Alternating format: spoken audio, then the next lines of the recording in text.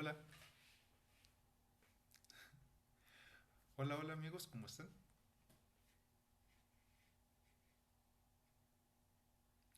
En un momento comenzamos, solo estamos haciendo así como algunas pruebas, avisando que ya estamos en línea y estoy limpiando la cámara, perdón.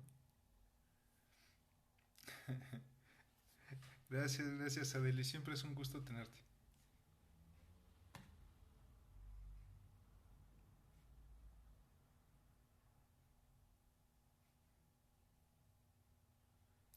Hola Pilar, qué bueno que vienes.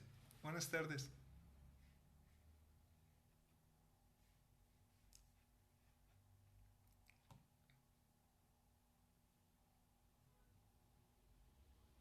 Sí, hay demasiadas escuelas budistas. Hola, Mr. Turo, saludos y abrazos a Venezuela. Buenas tardes.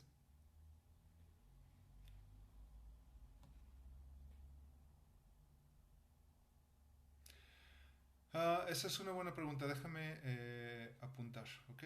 Dame un segundo.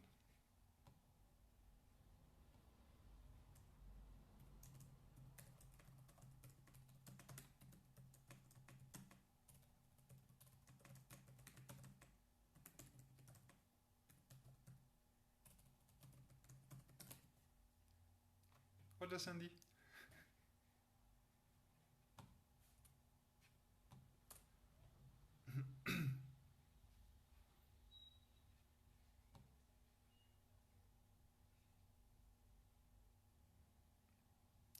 Hola Tere, buenas tardes, bienvenida.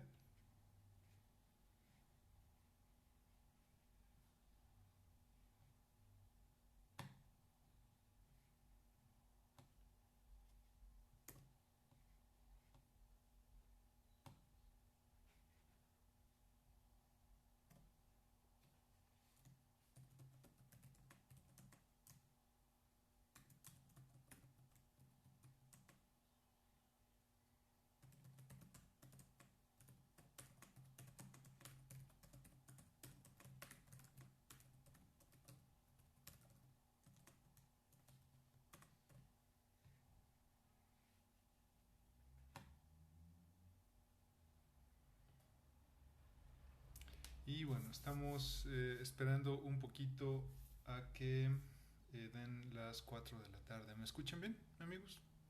Échenme unos corazoncitos si me escuchan, si no, no voy a saber. Ok.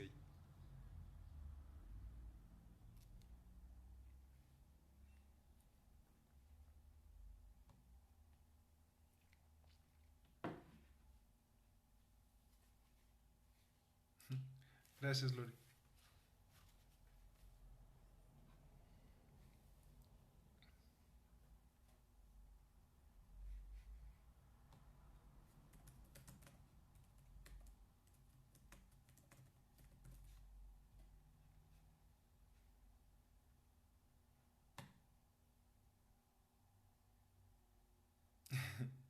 No, ya no, ya los brackets de aquí abajo ya no están, entonces, eh, gracias. Ya no me causan dolor, entonces estoy mucho más tranquilo que antes. Y parece que el tratamiento está por terminar, pero no quiero presumir demasiado al respecto hasta que mi dentista, que es una maravilla de dentista, ella me dé así como el visto bueno de dejar el tratamiento. Pero de momento estoy muy, muy bien.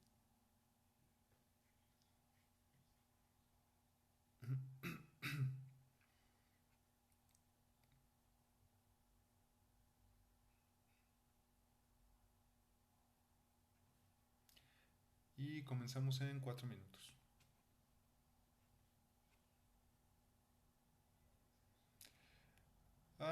Creo que para mandar corazones solo tienes que pulsar en la pantalla. No estoy seguro en realidad.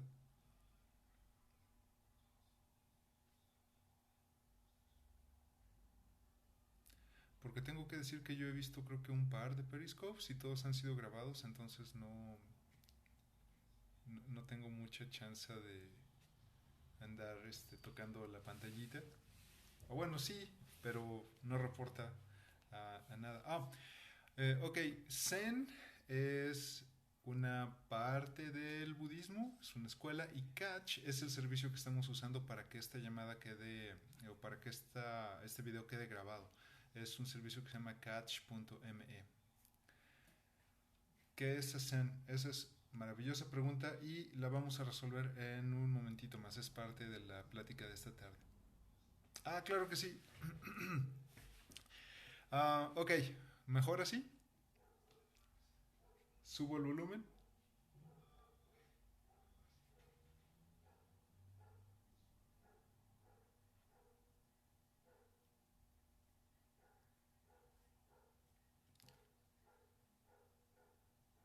Ok, ok, muchas gracias. Y comenzamos en 3 minutitos, solo tres, así que es buen momento de que me hagan preguntas para hacer el proceso un poquito menos distractor para mí. Voy a apuntar primero las preguntas y después paso a responderlas. Si tienen más preguntas, las veamos con mucho gusto hacia el final. Vamos a tratar de mantenerlo muy corto porque creo que Periscope nos pone una... hola, hola, Amir. Periscope nos pone un límite de tiempo, entonces lo vamos a mantener más corto que de costumbre, espero, porque ahorita les cuento la razón de este Periscope.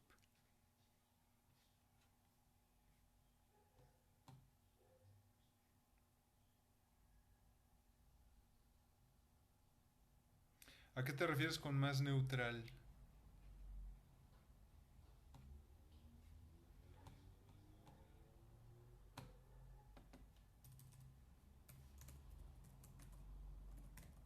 Estoy anotando esta pregunta para responderla en un momento más.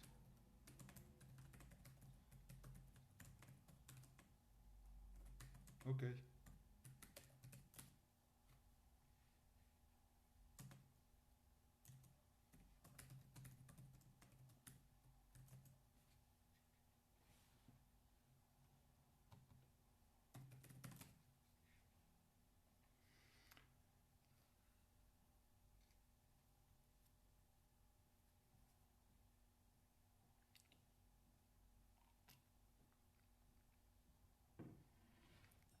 Es buen libro.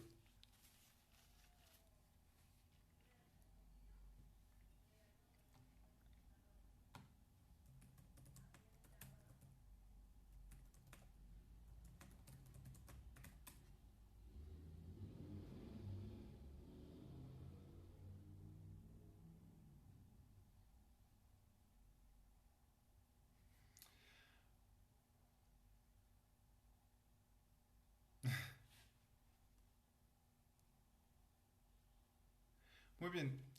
Vamos a empezar con nuestra charla de este día. La razón de tener este Periscope fue que, primero porque fue así como una sorpresa, porque creo que ha funcionado muy bien, nos acerca, es como una charla un poquito más informal, pero eso no significa que no sea seria. Y la razón es que en estas últimas semanas me han hecho muchas preguntas sobre budismo zen que si las escribo me tomaría demasiado tiempo hacerlo, por un lado, y por el otro a ustedes les tomaría mucho tiempo leerlas, ¿no? Entonces voy a tratar de ser breve, de ser lo menos aburrido posible para que estas preguntas queden resueltas. No soy un experto de ninguna manera, de hecho soy bastante bestia. Seguro me voy a equivocar, pero como nos dijo el Buda, nunca le crean nada a nadie, solo obtengan información y verifiquen ustedes mismos, ¿no? Voy a hacer lo mejor para responder. Bueno, bienvenidos. Los que no me conozcan, soy Kioni, soy monje budista zen, soy de México, llevo ya algunos años ordenado y soy el responsable del blog www.chocobuda.com y me han hecho algunas preguntas que voy a pasar a resolver en este momento. Si me equivoco, tienen cualquier comentario, por favor, háganme sus preguntas y de una vez les damos respuesta. Con la consabida advertencia de que con toda seguridad me estoy equivocando. O quizá no. Bueno, la primera pregunta y es muy importante y hemos tratado de resolverla por más de 800 años. Ok, esa la apunto.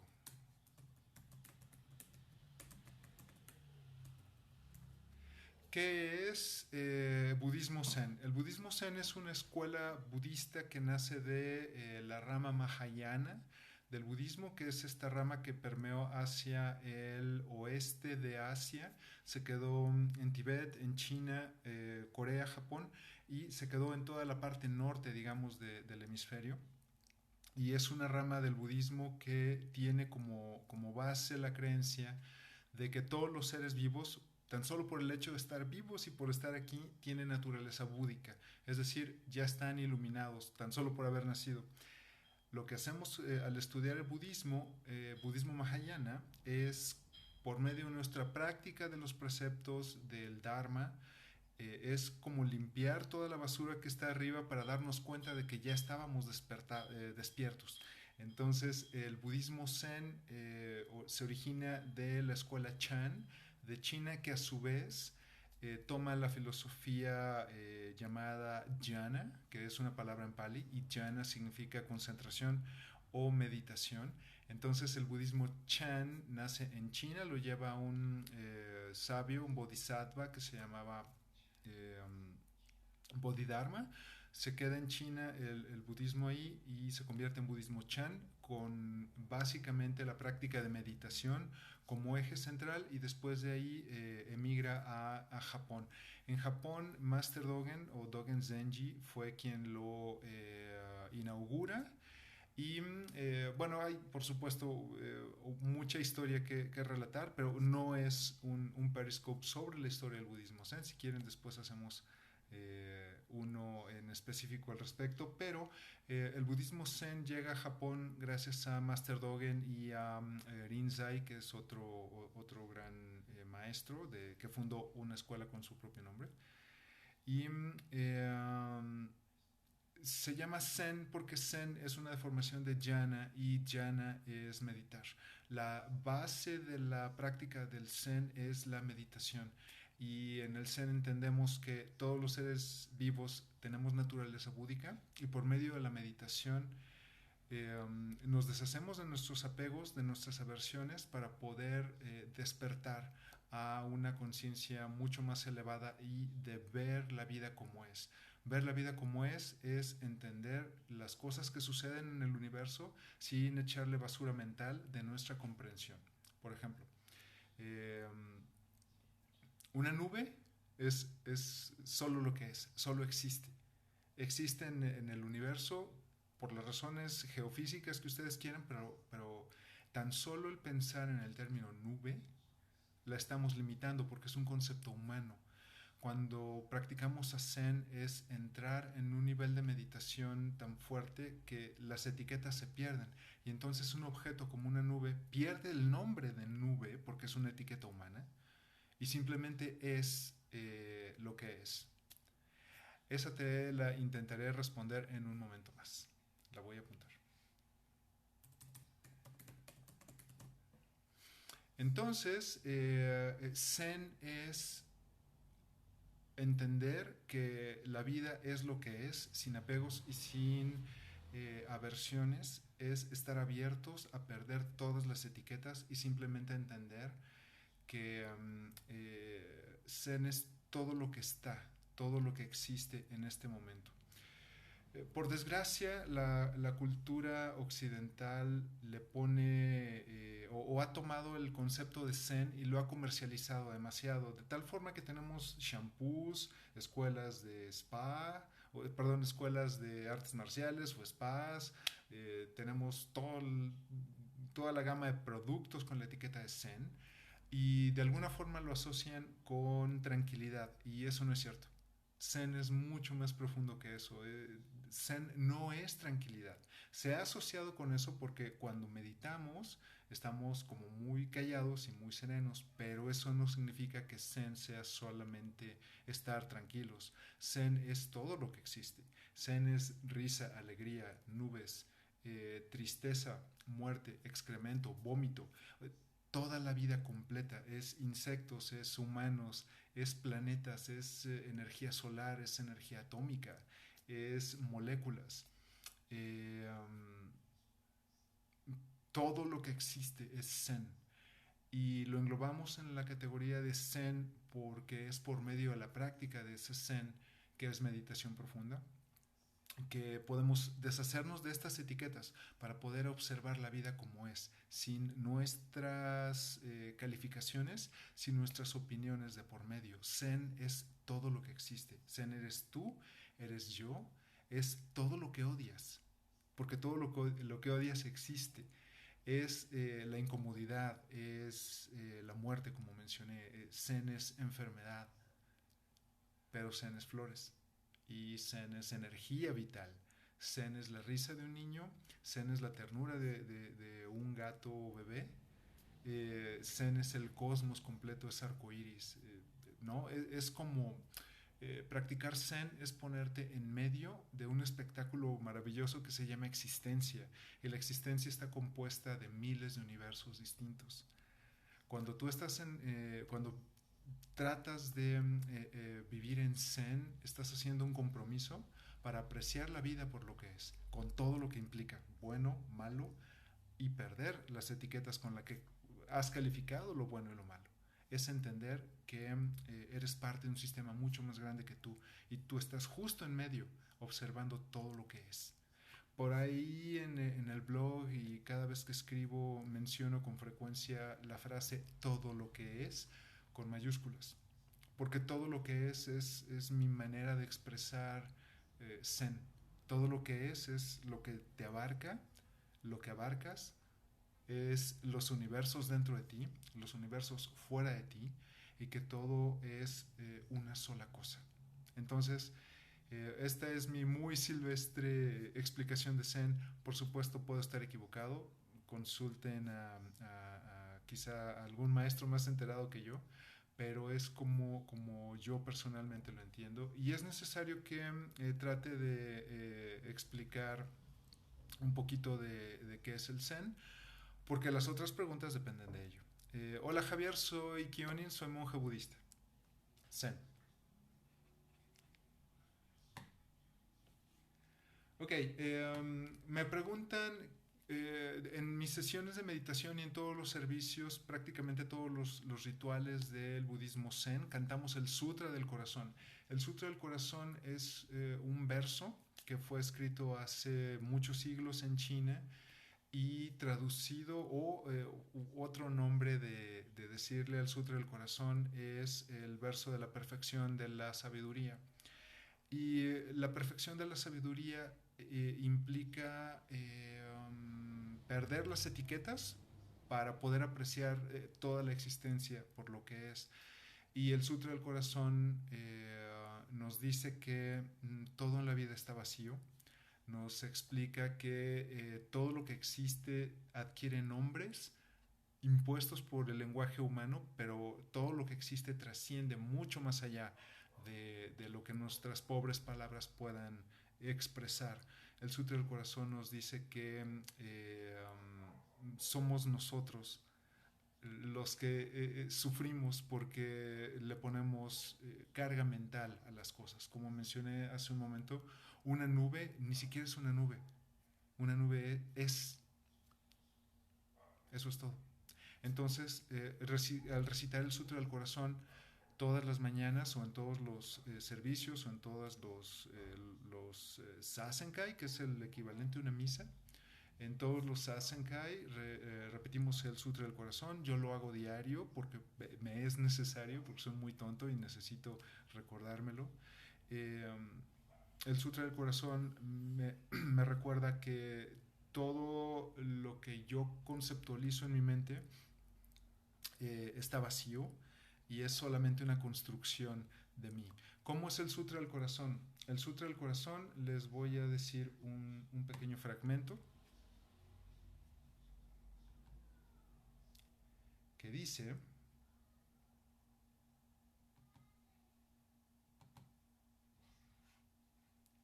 algo así.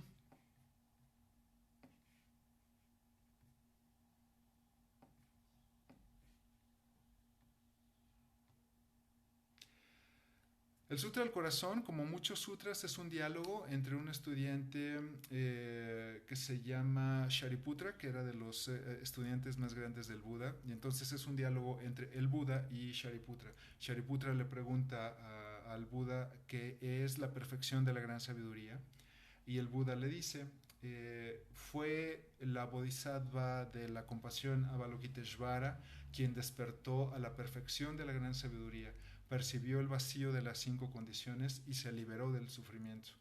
La forma equivale al vacío, el vacío equivale a la forma es precisamente el vacío es precisamente la forma. Es decir, aquí yo tengo una taza que tiene forma, pero tan solo desde el momento en que yo digo taza, ya le estoy poniendo etiquetas humanas a un objeto que existe en el universo, ¿no? Desde el momento en que yo le pongo una palabra y le invento una historia, esta es una taza que compré, sí es agua, no es café, es agua. Esta es una taza que compré en el supermercado, en una tarde, la vi, me gustó mucho, y toda esta historia que yo les estoy contando sobre la taza es creación humana, incluida la taza. Cuando en el budismo zen decimos que todo está vacío es porque las cosas carecen de significado hasta que llega el ser humano y empieza a nombrarlas para poder entenderlas. Pero un volcán no tiene nombre en la naturaleza. El volcán solo existe. La nube solo es. Una bacteria es. La palabra bacteria es una palabra humana, ¿no? Entonces, el Sutra del Corazón nos recuerda que todo el sufrimiento está hecho a base de conceptos humanos. En la naturaleza no existe la violencia, solo está el equilibrio, ¿no?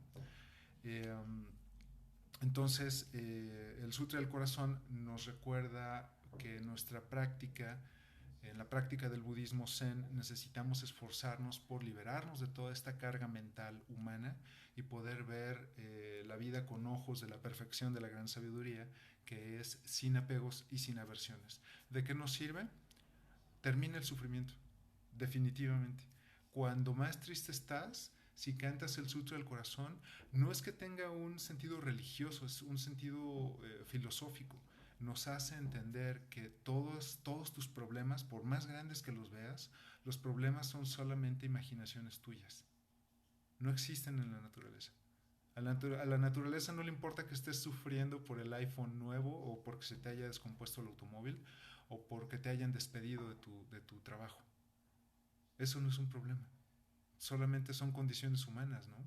Entonces el Sutra del Corazón, por medio de la repetición, entendemos esto y muchos más significados, porque es un verso muy sabio que ha ido arrastrándose a lo largo de siglos y funciona.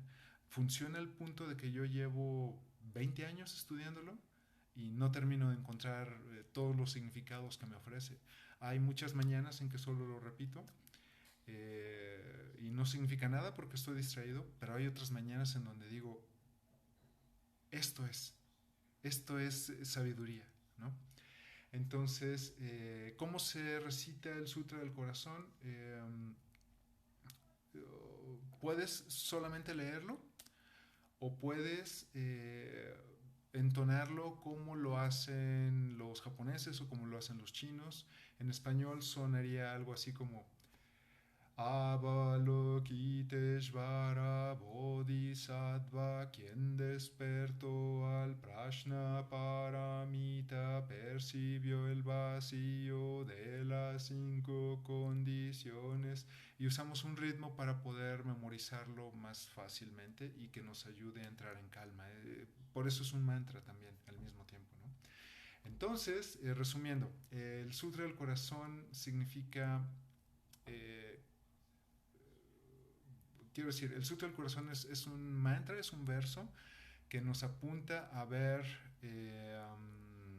la vida sin apegos y sin aversiones y perdiendo todas nuestras etiquetas. Y por lo visto tenemos un troll, así que no le voy a hacer caso. Ustedes disculparán. Y voy a pasar a nuestra otra pregunta, que es...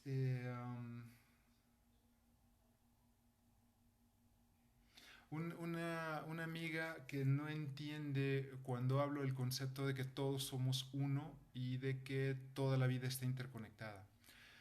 La vida está interconectada y es un sistema de factores tan finos y tan elegantes que no podemos entenderlos todos. Y cuando el ser humano empieza con el ego a ser desbordado por todos lados, es cuando menos entendemos que la vida está interconectada.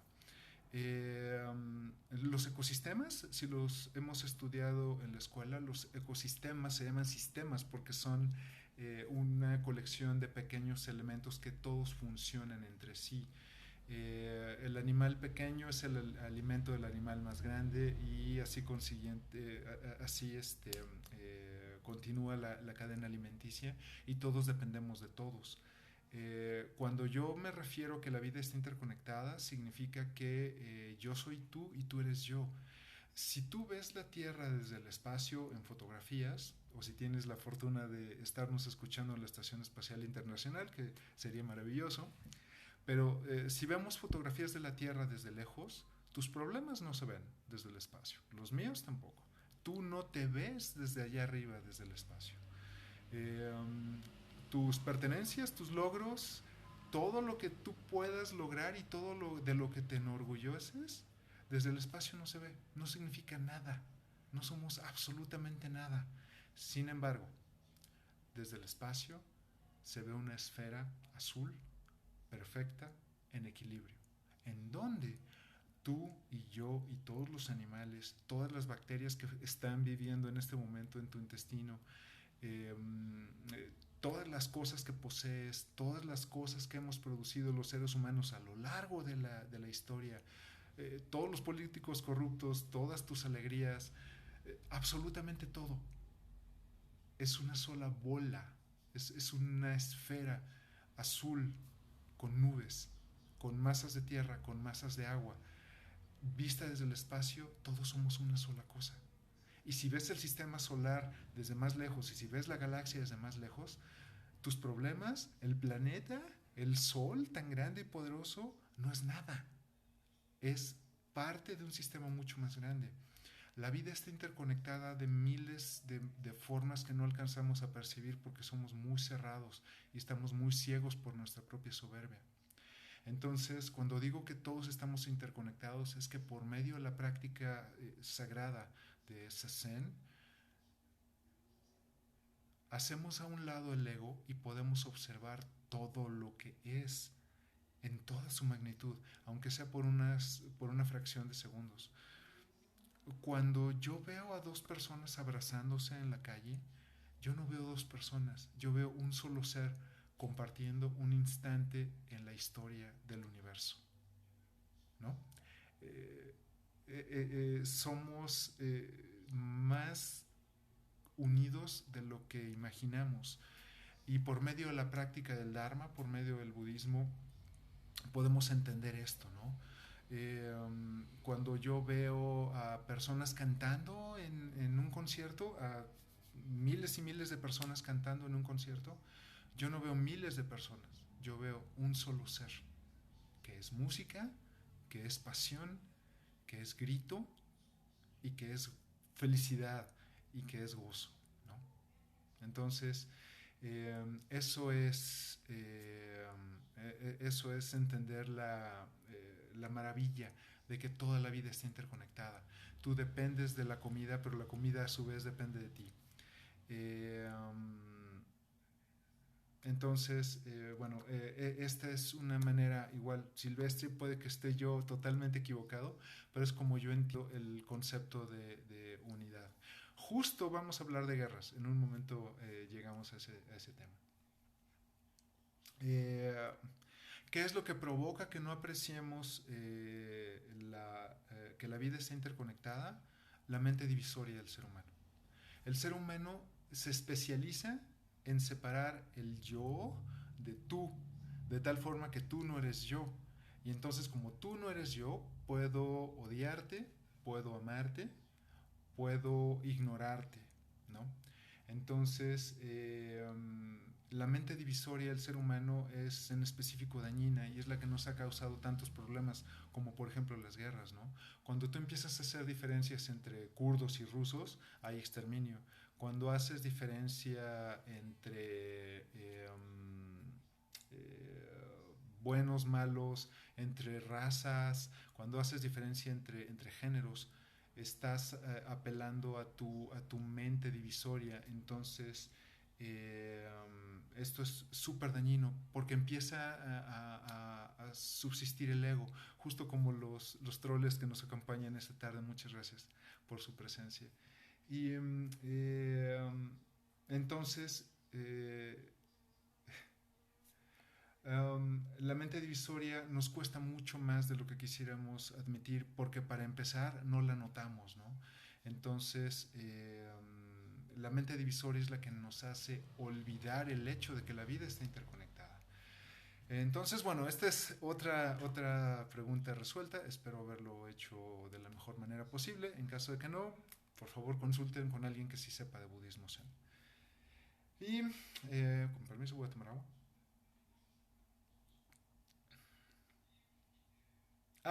Mi blog está en www.chocobuda.com. Mañana voy a publicar este Periscope y de todas maneras permanece grabado por 24 horas, así que puedes regresar a verlo. Gracias por acompañarnos.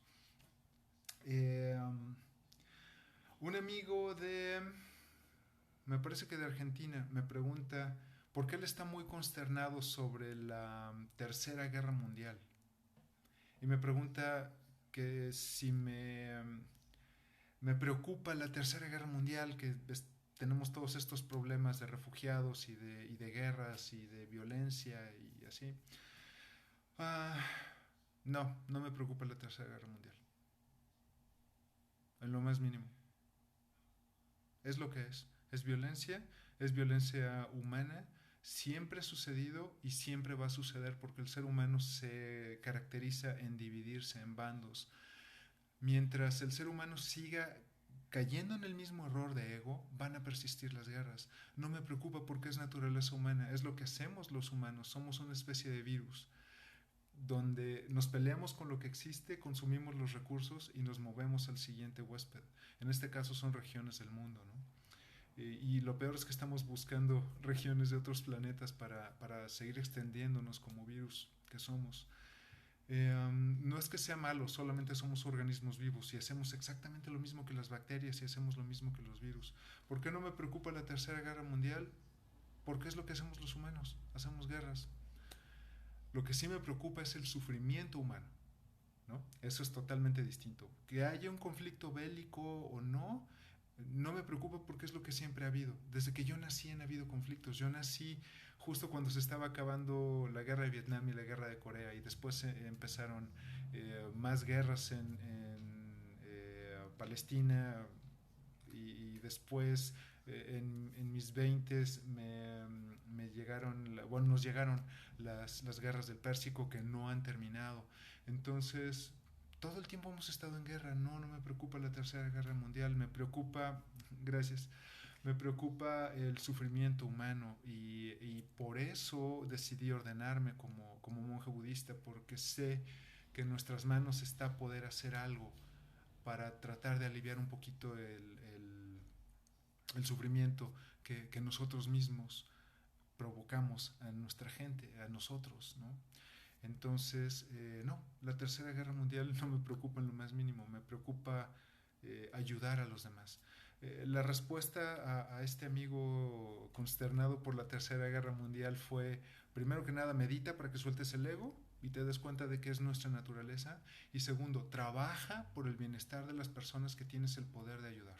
Trabaja por tu comunidad, trabaja por tu familia, trabaja por ti mismo, porque en la medida en que tú te cuides, estás cuidando a los demás y a todos nos haces un gran servicio, ¿no? Entonces, ¿se pueden evitar guerras? Por supuesto. Y las guerras se pueden evitar cuando terminamos la mente divisoria del ser humano y en lugar de ver bandos, vemos uno. Se ha logrado antes, Gandhi lo pudo lograr. nosotros podríamos lograrlo. Es cuestión de empezar a trabajar por el beneficio de los demás en lugar de trabajar para una compañía o de trabajar para un gobierno.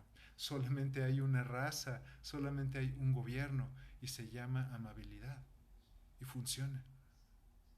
Entonces, aún dentro de un conflicto armado, aún dentro de la Tercera Guerra Mundial, aún dentro de Corea, aún dentro de Vietnam, existe la bondad, estamos rodeados de ella. Es cuestión de soltar el ego y poderlo ver, entenderlo y trabajar por cultivar la bondad que nos rodea y aportar a ella, ¿no? Exacto, trabajar por los demás con compasión. Gracias. Entonces, no, no me preocupa. Y tampoco me preocupan los presidentes corruptos, tampoco me preocupan los diputados o los representantes del Congreso corruptos. Me preocupa el sufrimiento humano y mientras yo esté vivo voy a seguir trabajando en lo que pueda para ayudar. Y si tú haces lo mismo, el mundo se vuelve un mejor lugar. No necesitas políticos, necesitas bondad, necesitas compasión. Y las guerras salen sobrando. Siguiente pregunta que nos la acaba de hacer Adelis. ¿Cómo saber cuál es la escuela budista correcta? La que te haga sentir cómodo. Esa es la mejor escuela budista. Hola Ángel, bienvenido. Saludos a Dominicana. Un abrazo muy, muy querido a todos nuestros amigos de por allá. Eh, ¿Cómo saber cuál es la mejor escuela budista o cuál es la correcta? La que te hace sentir bien. En mi camino personal, yo experimenté con varias escuelas, me quedé en el budismo zen porque me gusta su simpleza, me gusta su elegancia, pero por sobre todas las cosas me gusta porque es brutalmente honesto, no, no es honesto, es brutalmente honesto. Te hace entender que la felicidad está en tus manos, es tu responsabilidad.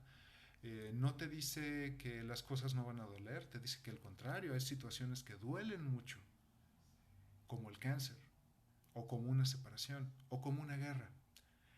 La pregunta es, ¿qué vas a hacer para ser feliz y para ayudar a los demás, aún en algo tan grave como una guerra o un cáncer, ¿no? Justo esta semana